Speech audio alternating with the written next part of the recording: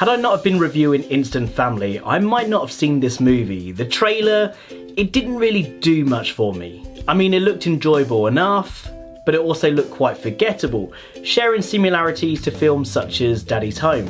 Both films were even written and directed by the same filmmaker, Sean Anders. Not long after the film had started, I was almost certain I was watching the film I had feared it was going to be. Soon into the movie, there's a flashback scene and it just kind of took me out of the movie. It felt a little too goofy and gimmicky, much like what you'd see in an episode of Family Guy. Luckily, this was the only time that happened, and as for the rest of the movie, I loved it.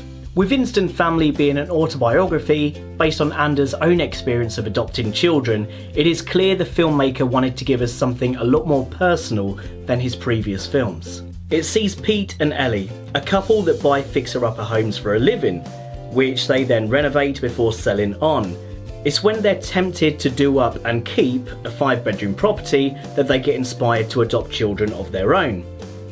Eventually, they bring home a troubled 16-year-old named Lizzie, alongside her younger siblings Juan and Lita. Things they start out pretty amazing, but it doesn't take long for things to crumble. Keep in mind, folks, it is not gonna be easy. Mom. Hi, honey. That's a marker. That's gonna be there for like a week. Oh dear. These kids will test your will. I have played 150 games of Candyland with Lita. You ever play frickin' Candyland? It's brutal. It's very dull. And push buttons you didn't even know you had. We could have just picked a toddler who doesn't have the pinions and thong underwear. What are you wearing? Sorry I don't dress like an uptight douche like you. Hey, this is real cashmere. Do I dress like a douche? No. Pretend, Mom. It's not easy to balance multiple genres, in this case being comedy and drama. But with this, the balance is perfect. I was laughing out loud 1 minute, and I hate to admit it, but crying the next, and this happened throughout. And no offence to Wahlberg, but I was actually surprised that a few of those tears came from his performance. This is one of his best performances yet. Let me fix it for you. Everything's gonna be okay. Thanks, Daddy.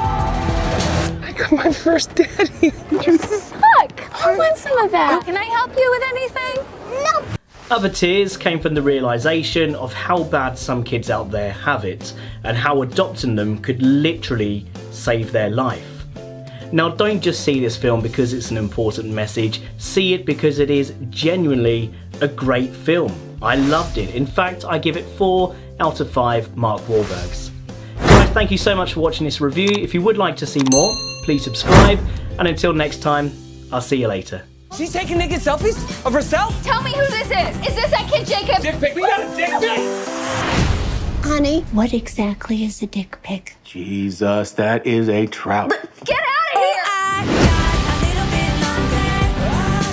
Hey. I saw the picture you sent her, Jacob. You're lucky I'll end your life right now, Carrot Top. We're gonna call your mom. You're going down today. So what do you think of that, Jacob? My name's not Jacob. What? Okay.